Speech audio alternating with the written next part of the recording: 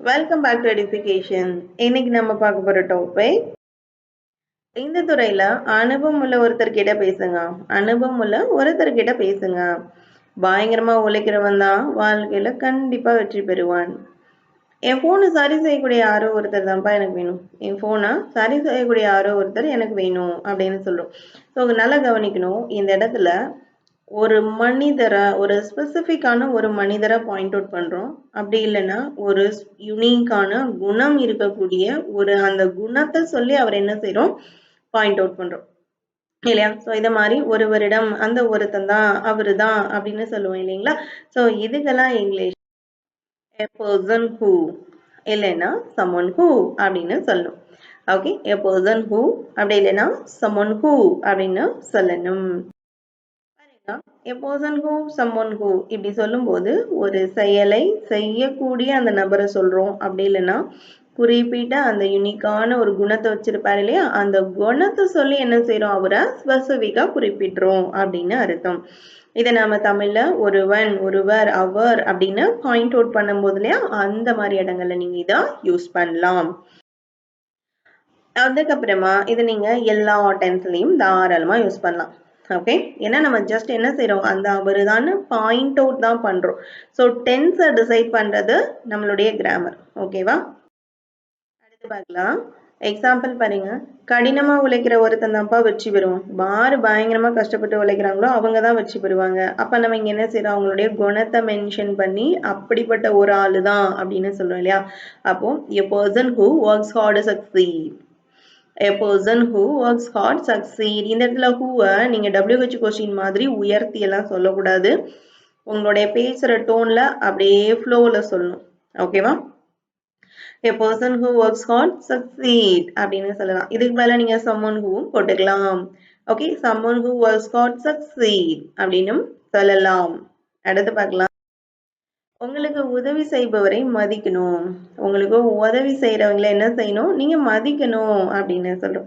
இப்ப என்ன செய்யறோம், நம்ம குணத்தை தான் சொல்றோம் இல்லையா? உதவி பண்ணக்கூடிய அந்த ஒருவரை நீ மதிக்கணும் அப்படின்னு சொல்றோம். அப்போ respect the person who helps you. Respect the person who helps you. உனக்கு உதவி செஞ்ச ஒருத்தரை நீ என்ன செய்யணும், மதிக்கணும். அடுத்து பாருங்க. மற்றவர்களுக்கு உதவி செய்பவன் கருணை உள்ளம் கொண்டவன். ஹெல்ப் பண்றான் இல்லையா, அவெல்லாம் பயங்கரமா ரொம்ப கருணை உள்ளம் கொண்டவன் அப்படின்னு சொல்ல ஜெனரலா ஸ்பீக் பண்றோம். இது a person who helps others is kind hearted. a person who helps others is kind hearted அப்படின்னு சொல்றோம். ஓகேவா? ஜெனரலா நீங்க பேசும்போதும் தாராளமா அந்த குணத்தை மென்ஷன் பண்ணி ஒருத்தரை பாயிண்ட் அவுட் பண்ணும்போது you can use a person who or someone who. இந்த இடத்துல நீங்க someone who போட்டுக்கலாம். someone who helps others is kind hearted. Okay, அடுத்து பார்க்கலாம். சண்டை போடுறவனை விட மன்னிக்கிறவன் தான் உயர்ந்தவன். இதெல்லாம் நம்ம வந்து பேச்சு வழக்குல டக்கு டக்குன்னு அடிக்கடி ஒரு ஃப்ளோல வந்துட்டே இருக்கும். அப்பெல்லாம் நீங்க நோட் பண்ணுங்க. ஓகே, சண்டை போடுறவனை விட மன்னிக்கிறவன் தான் உயர்ந்தவன் அப்படின்னு சொல்லும்போது இந்த இடத்துல நம்ம என்ன செய்யறோம்னு பாருங்க. சண்டை போடுற ஒருவன் அப்படின்னு அந்த குணத்தை சொல்லி ஒருத்தரை மென்ஷன் பண்றோம். அட் த சேம் டைம் மன்னிப்பு அப்படின்ற வழங்கக்கூடிய குணத்தை உடைய அந்த ஒரு மனிதரையும் குறிப்பிடுறோம் இல்லையா? அப்ப 2 டைம்ஸ் நீங்க என்ன செய்ய வேண்டியிருக்கும், a person who, someone who என்ன செய்யணும், அப்ளை பண்ணணும். பாருங்க, a person who forgives is nobler. நோப்லர்னா யாரு, உயர்ந்த மனிதருக்கு தானே கொடுப்பாங்க நோபலர் பிரைஸ். எஸ், நோபல் பரிசு அவங்களுக்கு தானே கொடுப்பாங்க. அதுதான், அவங்க தான் நோபலர். இஆர் போடும்போது பர்சனுக்கு வந்துடும். ஓகேவா? a person who forgives is nobler than someone who fight. someone who fight. இந்த இடத்துல பாருங்க, a person who வந்திருக்கு, again someone who வந்திருக்கு. ஏன்னா இங்க நம்ம என்ன செய்யறோம், ரெண்டு மனிதர்களை மேட்ச் பண்றோம் அவங்களுடைய குணத்தை வச்சு இல்லையா? a person who forgives is nobler. a person who forgives is nobler than someone who fight. someone who fight use பண்ணுங்க. அடுத்து பார்க்கலாம். என் போனை சரி பண்ணக்கூடிய யாரோ ஒருத்தர் தான் எனக்கு வேணும். என் ஃபோன் ரொம்ப காஸ்ட்லி ஃபோனாக இருக்கலாம், இல்லைன்னா யூனிக் மாடல் ஃபோனாக இருக்கலாம். ஸோ இதை சரி பண்ணக்கூடிய ஒருத்தர் தான்ப்பா எனக்கு வேணும் அப்படின்னு நம்ம கேட்குறோம். அப்போது I need someone who can fix my phone. who can fix my phone. கேன்னா உங்களுடைய எபிலிட்டி, அப்படி பண்ணக்கூடிய ஒருத்தர். ஓகேவா? I need someone who can fix my phone. பாருங்க, இந்த போஸ்டரை வடிவமைக்கக்கூடிய ஒரு நபரை நாங்க தேடுறோம் அப்படின்னா இந்த வேலையை செய்யக்கூடிய ஒரு ஆளை நாங்க தேடுறோம், நாங்க எதிர்பார்க்கிறோம் அப்படின்னு எல்லாம் சொல்லுவோம் இல்லையா. அப்போ இதை செய்யக்கூடிய ஒரு ஆள் அப்படின்னு ஒரு ஆளை பாயிண்ட் அவுட் பண்றோம் இல்லையா. அப்போ நம்ம தேடுறோம் அப்படிங்கிறத நீங்க லுக்கிங் அப்படின்னு யூஸ் பண்ணலாம், அப்படி இல்லைன்னா ஷீக்கிங் அப்படின்னு எல்லாம் யூஸ் பண்ணலாம். Okay, we are looking for someone who can design this poster.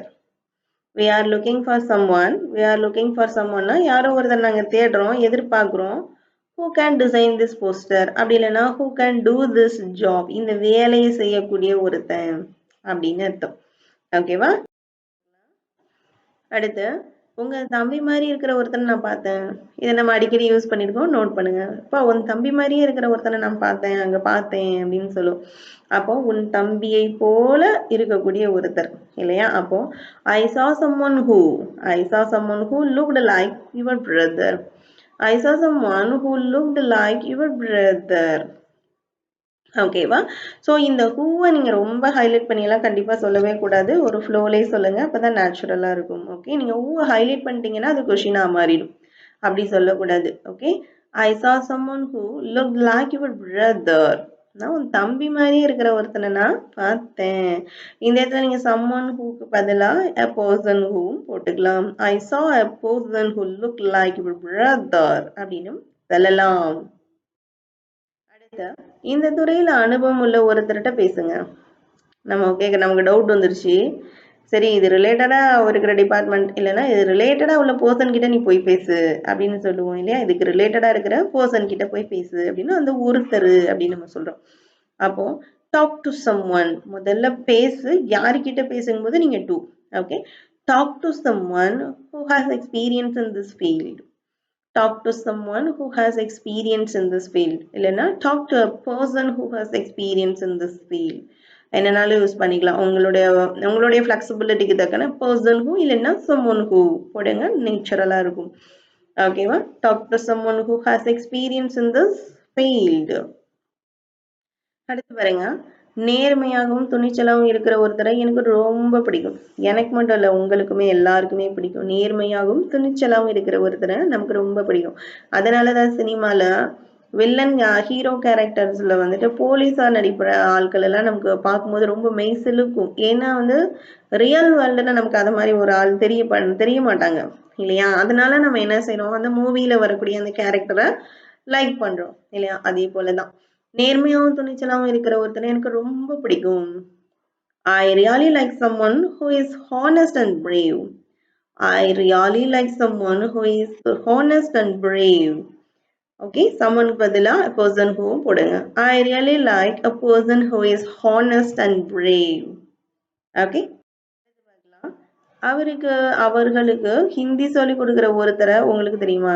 இப்ப குழந்தைங்க இருக்கிறாங்கன்னு வச்சுக்கோங்களேன், குழந்தைங்களுக்கு ஹிந்தி சொல்லி கொடுக்குற மாதிரி ஒருத்தரை உனக்கு தெரியுமா அப்படின்னு நம்ம கேட்கும்போது இது கொஸ்டினா கேட்குறோம் இல்லையா. உனக்கு தெரியுமா அப்படின்னு கேட்கும்போது நம்ம do you know.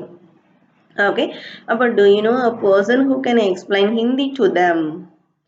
Do you know a person who can explain Hindi to them அப்படின்னு கேட்குறீங்க, ரொம்ப அழகா இருக்கும்.